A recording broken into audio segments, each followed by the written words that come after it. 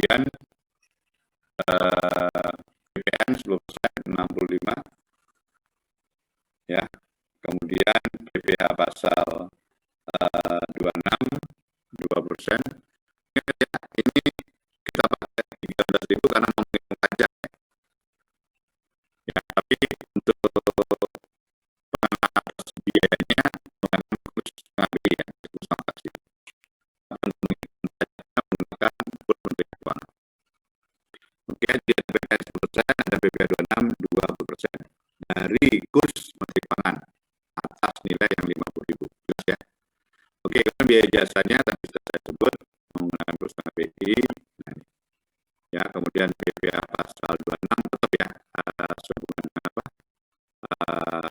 Tadi 10.000 ya, tapi hanya kita kalikan dengan kurs Menteri Keuangan, tidak boleh pakai yang lain kalau untuk PPh. Sehingga utang kemana? Ke perusahaan asing sana ya adalah sebesar 530 karena kita potong 130. Oke, itu jumlahnya ya. Ya, itu jumlahnya.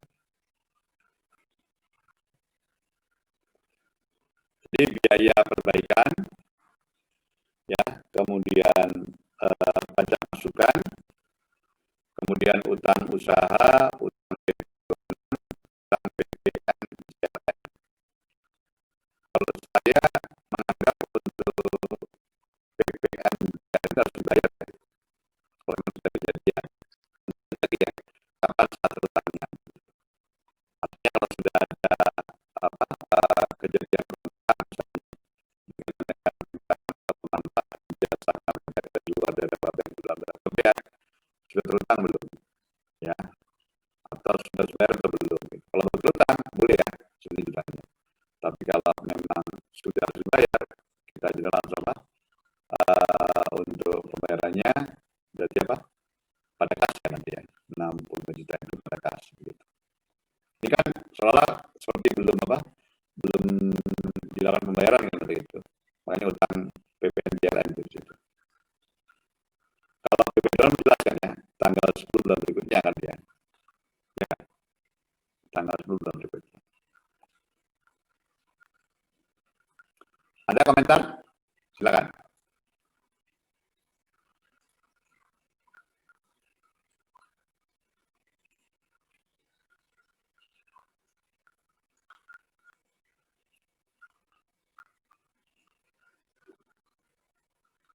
Tidak ada? Jelas ini?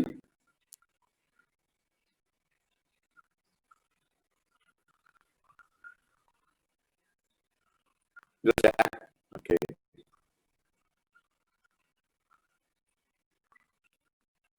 Oke, kemudian penjurnalan untuk akhir masa. Ya, apakah dia ini kurang bayar, lebih atau nihil ya. Ingat kalau kurang bayar, maka harus ditentukan berapa jumlahnya, dan nanti dia harus utang ya. Jadi nanti akhir bulan berikutnya. Ya, coba perhatikan di situ. Ya, berkaitan dengan apa yang dilakukan oleh pihak wajib pajak ya, atau PKP. PPN keluaran 20 juta, PPN masukan 18 juta. Berarti total daripada apa yang menjadi kewajiban PPN di akhir bulan, karena PPN keluaran lebih besar daripada PPN masukan, maka terjadi apa? Kekurangan bayar. Nanti jalannya. Pajak keluaran artinya saat di akhir bulan di suatu masa kita bikin jurnal pembalik ya. Tadinya kan PPN keluaran kan waktu kita input itu masuk di sisi kredit kan ya, atau saldonya ada di kredit kan ya. Nah, untuk menentukan berapa PPN kurang lebih atau nihil, kita balik sekarang. Jadi pajak keluarannya yang punya saldo kredit 20 juta, kita bikin debitnya. Ya, jadi pajak keluaran sebesar 20 juta pada pajak masukan, pada utang PPN. Ya, karena utang PPN adalah karena keluaran bayar ya. Pak, kita kalau dibayar Pak. Nah, berarti pajak keluaran, ya, nanti muncul piutang PPN pada pajak masukan begitu. Kalau memang apa dibayar, dan dibayar ini bisa dinyatakan dengan dua kondisi. Kondisi yang pertama adalah WP-nya menyatakan minta restitusi, yang kedua adalah minta kompensasi. Tapi umumnya WP Indonesia karena memang ada keterbatasan dalam meminta pengembalian, maka pengembalian dibatasi hanya untuk bulan Desember saja. Ya, hanya untuk bulan Desember. Sementara kalau lebih baik gimana Pak berarti? Ya harus apa? Kompensasi ya untuk masa pajak berikutnya. Nah ini coba perhatikan ya. PPN keluaran sebesar 5.422.000 ya untuk bulan November. Bulan Desember 11 juta. PPN masukan di bulan November sebesar 18 juta. Sehingga di bulan November dia terjadi kelebihan bayar ya. Ya, lebih bayar berapa? 12.578 ya. Lalu apa yang dilakukan oleh pihak PKP di sini? Mengkompensasi. Ya, mengkompensasi untuk masa Desember. Nah, makanya masa Desember akan muncul itu PPN masukan sebesar 12.578.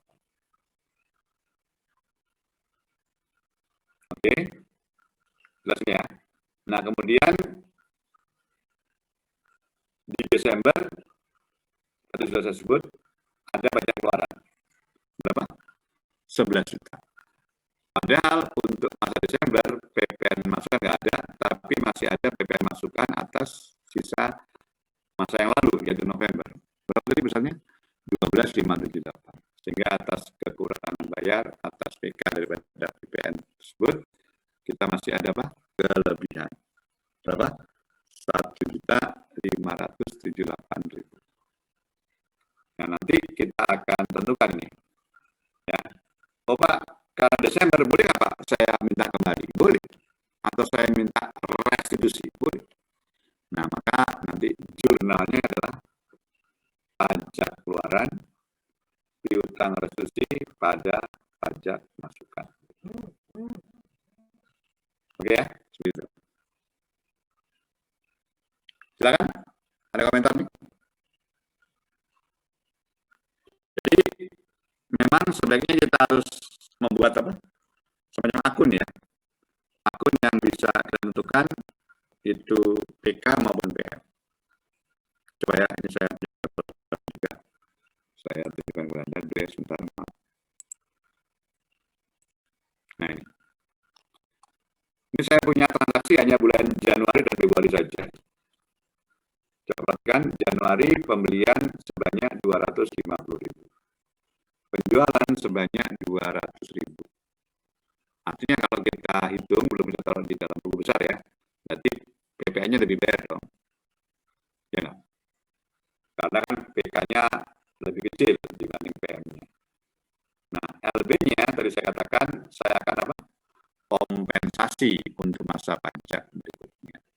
Artinya nanti sisa akun daripada PPN PM saya di bulan Januari akan saya bawa untuk bulan Februari. Oke ya. Nah, kemudian di bulan Februari saya ada apa? Ya, ada pembelian 100.000, ada penjualan 200.000. Dengan adanya kompensasi tadi berapa? 5.000, maka jumlah PM saya di bulan Februari adalah 15.000 ya. Tapi PK saya 20.000 Pak. Ya. Jadi apa? Tetap kurang bayar ya. Sebanyak 5.000. Oke, kita sini.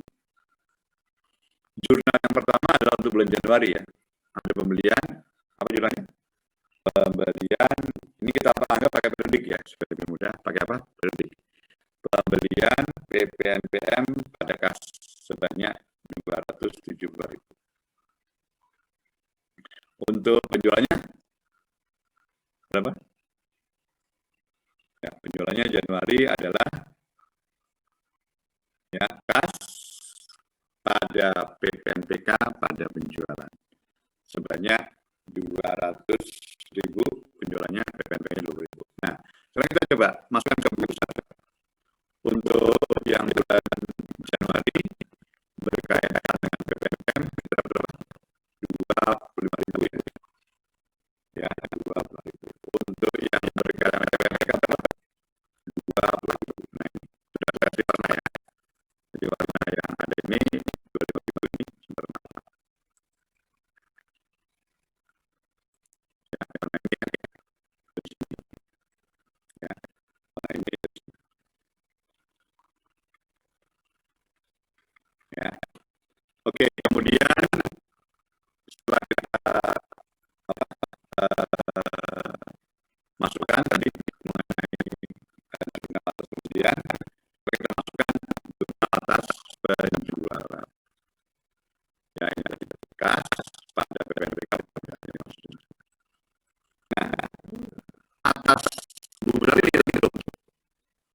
Tertutup berarti kita akan tutup untuk PPNBM-nya yaitu sebesar 20.000. Nanti kita masukkan juga ke dalam penggunaan di PPNBM sebesar 20.000. Nah, selanjutnya yang 5.000 kita bawa untuk bulan berikutnya. Ini usah kita minta pengembalian, tapi kita kompensasi. Ya, berapa 5.000 ya. Nah, nanti sudah 5.000 kita masukkan ke buku besar Februari di awal ya untuk yang tadi kelebihan sebesar 5.000 tadi. Oke. Nah, kemudian setelah itu baru kita lihat kejadian di bulan Februari. Ada pembelian 100.000, ada PPNBM 10.000, ada penjualan sebanyak 2.000, ada PPNBM 200.000. Ya, jadi nanti setelah kita dapat angka berapa di sini PPNBM 20.000, angka PPNBM berapa? 15.000. Ya, maka kita hitung jadi. Oh, ternyata lebih PPNBM apa? Iya, kurang bayar ya, kurang bayar. Ya, maka nanti kita jadwal ya tanggal untuk Februari ya sama ya kita tebet lalu pada PPNBM pada kas ya pada utang utang gitu. Oke ya, itu contoh sederhana daripada pembuatan buku besar kalau memang ada kelebihan bayar misalnya gitu. Silakan. Ada pertanyaan?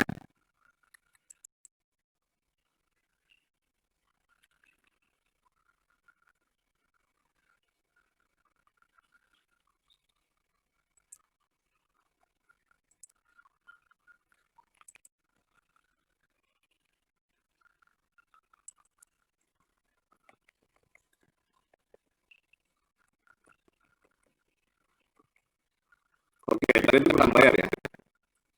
Tadi sudah apa? Sebenarnya lebih bayar. Itu saya berikan contoh juga kelebihan bayar ya.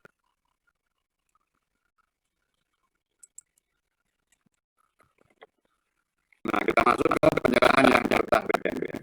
Masih kan sih PPNBM ya, dua kelompok ya. Kelompok pertama adalah kendaraan bermotor, kelompok kedua selain kendaraan bermotor. Oke ya. Kemudian ini juga perlu kita ketahui ya. Kalau kita beli barang yang ternyata barang mewah atau barang yang berulang mewah ya, maka apa yang menjadi kewajiban kita kalau kita sebagai yang memperoleh ya, yang kita dari BPNBM ya. Kalau barang mewah ya. Nah, pasti kan saya di BPNBM hanya dikenakan 1 kali saja pada saat impor dan saat penyerahan pabrikan. Nah, jadi ini penting waktu kita melakukan apa? Ya. Nah, di sini pada saat sudah melakukan perolehan pertama kali dia kali ya. Nah, nanti kalau misalnya dilakukan penyerahan lagi, misalnya dari impor gitu ya, bisa lagi kalau memang dia sebagai pabrikan bisa ya tetap kembali lagi. Ya, importir dan pabrikan atau importir di pabrikan bermewah ya. Nah, nanti baru diserahkan kepada pihak-pihak lain ternyata tidak berletak PPNBM ya. Yang terutama PPNBM. Kalau ini kepada pengecar konsumen gitu. Jadi barunya kenapa? Itu kali ya. Saat penyerahan pabrikan dan saat penyerahan oleh impor ya. Pabrikan dan saat impor. Oke, ini contohnya. PT Permata adalah pabrikan yang memproduksi BKP terlalu mewah. Untuk produksi PT Permata melakukan impor bahan baku yang terlalu mewah. Ya, tanggal 2 Maret 2020. Ya, itu adalah surrender US 30.000. Terus tengahnya yang 500, terus penerimaan masuk dari 400, tarif masuk 25%, PPNBM 2%. PPN impor 10%, dan BPN pasar 2,5%. WP mencatat pembukuan Dewan Pengawas dengan kursus tengah. Ya, kita hitung CV-nya, kemudian biaya masuk, ya, 2,5% kita tambahkan, WP-nya dan impornya, kemudian PPNBM, ya, kemudian nilai buku baku, ya, kemudian jenis impor, kemudian BPO 122, ya, itu semua nanti hasilnya kita dapatkan, ya, mengenai apa saja yang dilakukan oleh WP tersebut, karena nanti PPNBM itu konsepnya bisa banyak, ya, hubungan dengan perolehan atau penjualan. Perolehan juga dibagi, apakah perolehannya dipakai sendiri atau dijual kembali, gitu. Oke, kemudian jurnal yang kita lakukan, ya, sesuai dengan kode di atas, persediaan, ya, kemudian PM impor, kemudian pada piutang pajak PPA pasal 22, ya, kas, pada utang usaha. Kenapa ada piutang pajak PPA 22? Karena dia dipungut PPA 22 oleh pihak bea cukai. Berarti apa? Nanti bisa dijadikan sebagai apa? Pajak masukan itu.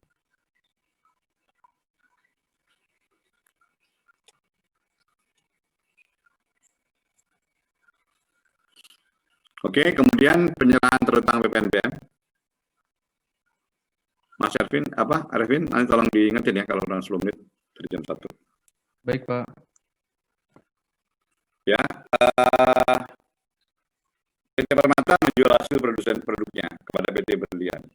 Harga jual di PP 150 juta, PPNBM 2%. Harga jual 150, PPNBM berarti 2% kali 150, ya. PPN 10%, ya. Kemudian jumlah yang ditagih adalah 195. Oke, jurnal PT Permata bagaimana? Ya, karena dia menjual secara kredit, kita sebut piutang usaha, ya. Kemudian kalau dia menjual di sini, ya, kita adalah pada penjualan, kemudian pada pajak keluaran, kemudian hitung PPN atau PPNBM. Ya, utang, maksudnya utang PPN atau PPNBM, ini berapa besarnya sesuai dengan PPNBM yang dipungut nanti. Nah, buat yang beli bagaimana, Pak? Kalau buat yang beli, PPNBM itu sekaligus nanti bisa langsung dijadikan sebagai biaya, ya, atau harga pokok. Tergantung, ya, yang dibeli apa, begitu. Oke, kemudian jurnal PT Berlian tadi, ya, persediaan, ya, kemudian pajak masukan pada utang usaha, ya.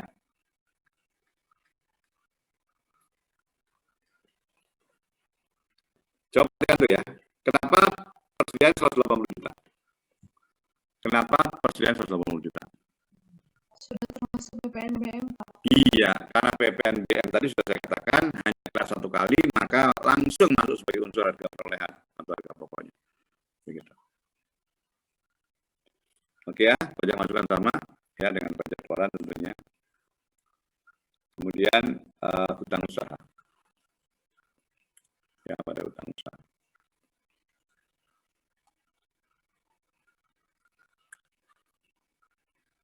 Oke, berikutnya PT Berlian menjual barang itu dari PT Permata kepada pengecer 200 juta rupiah. Ada lagi PPNBM yang dikenakan? Ada lagi? Nggak ada, ya, karena kan sudah kena 1 kali tadi. PPNBM melekat ke dalam harga perolehan atau harga beli daripada aktiva tersebut. Gitu. Nah, nanti di sini dia jual 2 juta, nggak lagi PPNBM, tinggalannya mengenakan PPN saja. Ya, 10% ke 200 juta.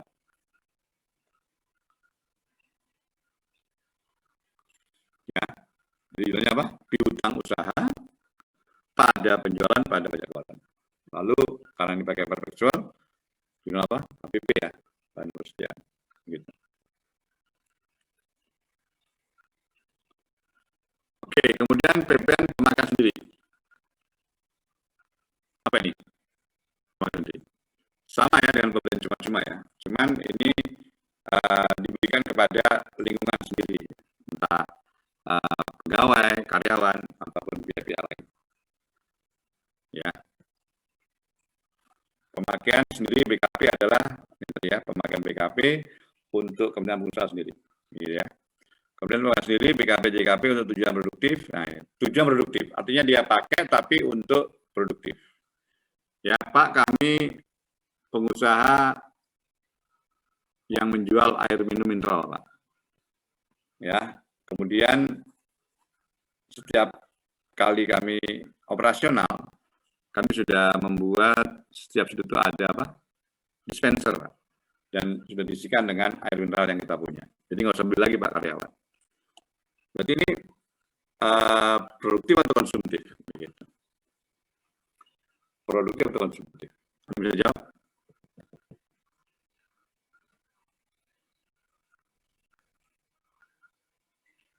Anda bisa jawab? Produktif atau konsumtif? Konsumtif. Iya, Pak. Yang lain? Produktif. Ya, cuma dua jawabannya memang ya. Produktif konsumtif. Ya. Nah, kalau menurut saya ini adalah produktif. Produktif Pak. Karena digunakan di tempat bekerja. Artinya mereka pegawai bisa minta minum pada saat dia bekerja. Dan ini berhubungan ya dengan apa? Ya mungkin semangat dalam bekerja kalau sudah ada minum. Beda dengan kalau misalnya setiap sore pegawai daripada penjual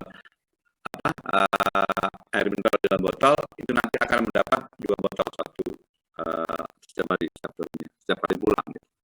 Nah kalau itu apa? Itu adalah tentang PPN. Ya karena Pak bersifat apa? Konsumtif hal itu kan dibawa pulang tadi begitu. Oke ya, seperti itu perbedaan konsumtif produktif ya. Jam berapa ini? Sudah. Sebentar, saya tutup portal dulu. Lupa nanti kalau nggak tutup.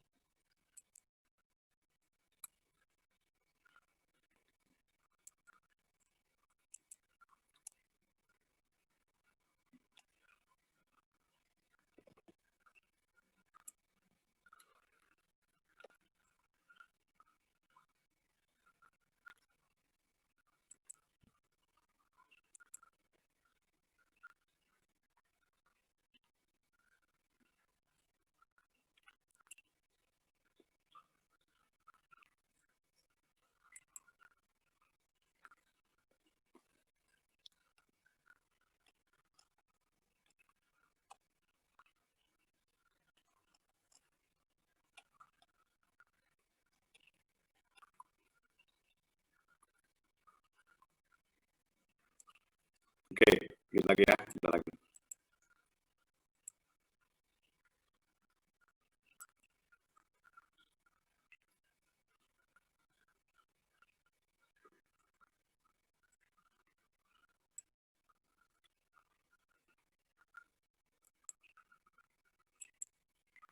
Oke ya, ini ya pemakai sendiri ya.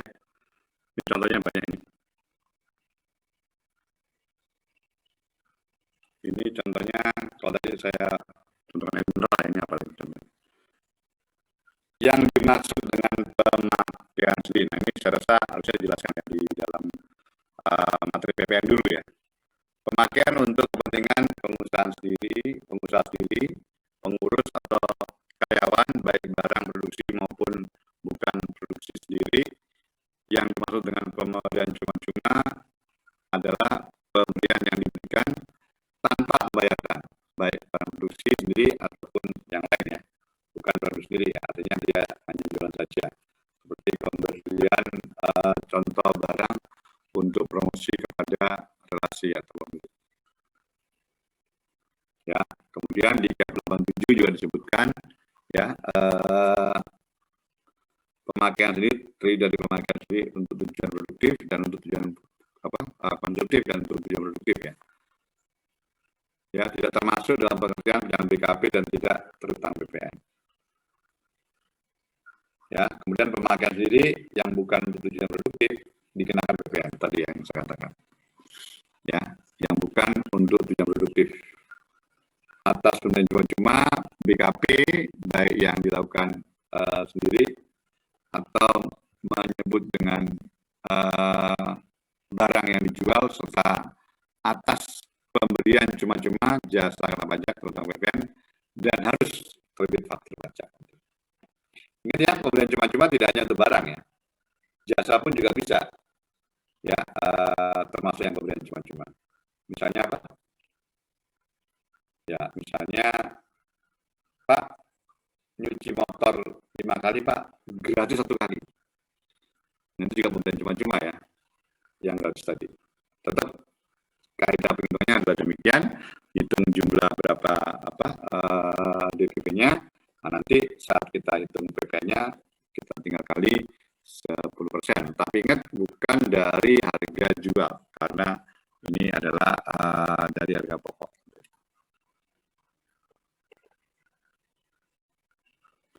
Oke. Nah, ini apa contohnya?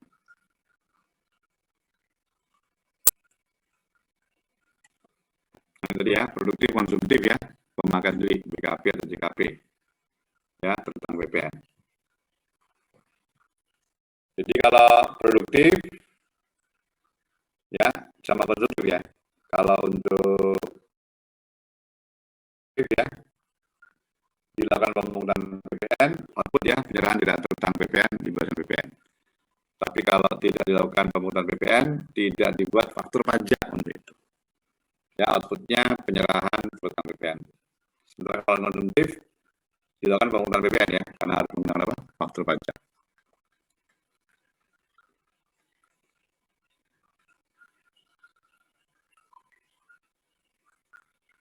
Oke.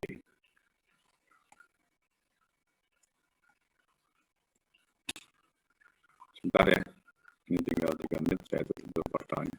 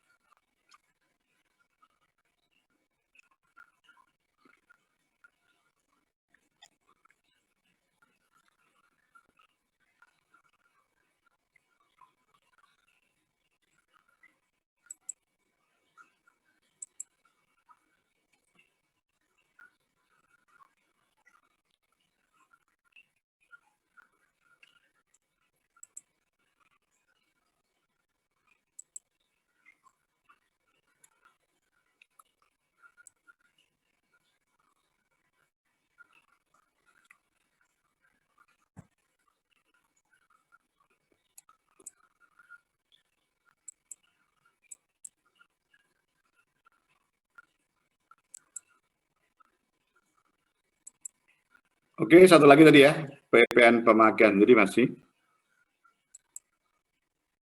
Nah ini ADWP merupakan produsen ban ya.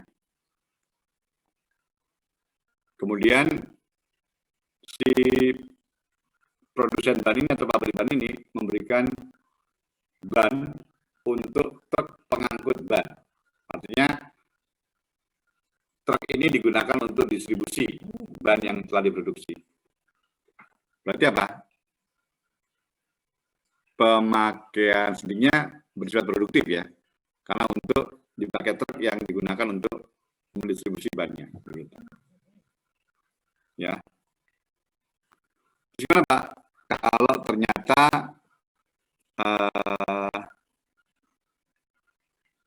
berkaitan dengan apa yang menjadi penyerahan yang dilakukan kepada mereka yang punya usaha angkot, Pak. Ya, ingat usaha angkot tidak termasuk apa?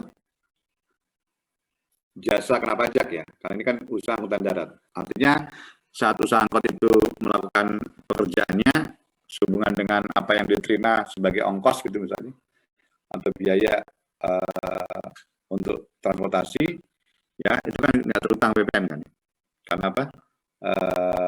Jasa angkutan umum tadi. Maka pada saat kita melakukan penyerahan sehubungan dengan itu, ya, maka kita bisa nyatakan itu nanti dilakukan pemungutan PPN.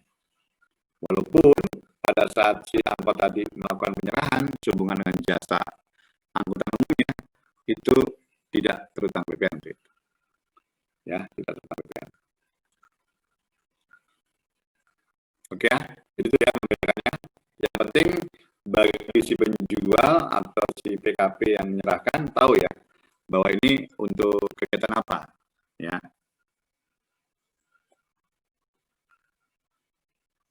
Oke, ini juga pemakai sendiri ya. BKP, JKP dipakai atau diinput untuk divisi A, BKP, JKP input untuk divisi B. Nah, nanti dan sini kita anggap apa? Ada pemakaian sendiri ya. Ya, nanti apa? Pada saat pemakaian sendiri ini tidak terutang PPN ya. BKP, JKP dibebaskan. Karena apa? Dipakai untuk kegiatan usaha. Sementara nanti untuk apa yang menjadi PPNPM sehubungan dengan kegiatan yang menggunakan DP penilaian ini, maka apa? Itu tidak bisa dinyatakan sebagai terutang ya untuk PPN-nya, begitu. Tidak terutang PPN.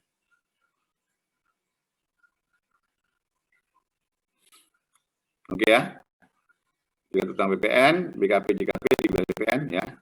Maka kalau misalnya sehubungan dengan apa yang menjadi penyerahan, nanti apabila itu mendapatkan fasilitas, ya maka nanti dilakukan pemungutan PPN. Nah, ini memang teorinya harusnya sudah dapat ya, karena kalau dijelaskan kembali memang cukup panjang ini untuk pemakaian sendiri.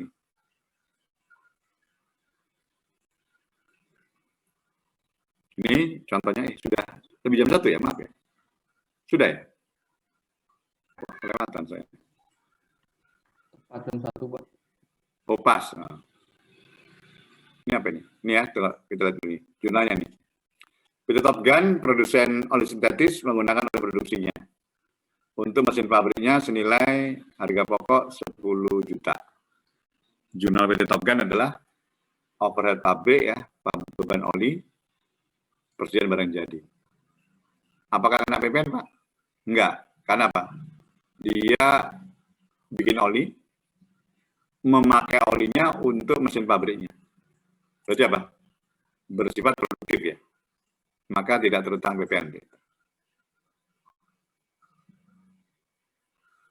Ya. Nah, sekarang gimana kalau konsumtif, Pak? PT Top Gun menggunakan olinya tadi untuk kendaraan dinas direksi dan karyawan. Nah, ini berarti apa? Bersifat konsumtif kalau itu. Maka nanti jurnalnya apa? Ya, kendaraan ya atau oli di sini, kemudian persediaan barang jadi, ya, pajak keluaran, ya. Nah, pajak keluarannya sesuai dengan berapa jumlah PPN-nya, begitu. Oke, ini yang kuis keempat nggak usah dulu ya nanti, kita lebih besok aja untuk KMS. Terlalu panjang nanti ceritanya. Oke ya, nanti tolong kerjakan sampai kuis 3 aja tadi ya. Ini besok kita lanjutkan minggu depan. Ya, kita sampai apa tadi berarti? KMS berarti ya. Sampai KMS. Jadi pada dasarnya kalau pemakai sendiri, kalau itu bersifat produktif, maka PPN-nya ya tidak terutang. Tapi kalau bersifat konsumtif, maka PPN-nya terutang. Tapi ingat ya, PPN terutangnya hanya penggunaannya tidak menggunakan harga jual. Tapi kita pakai harga pokok atau harga jual setelah dikurangi margin laba. Begitu. Kalau pada dasarnya yang namanya pemakaian sendiri itu tidak melakukan penjualan ya untuk itu. Oke, selesai itu. ya untuk hari ini. Silakan.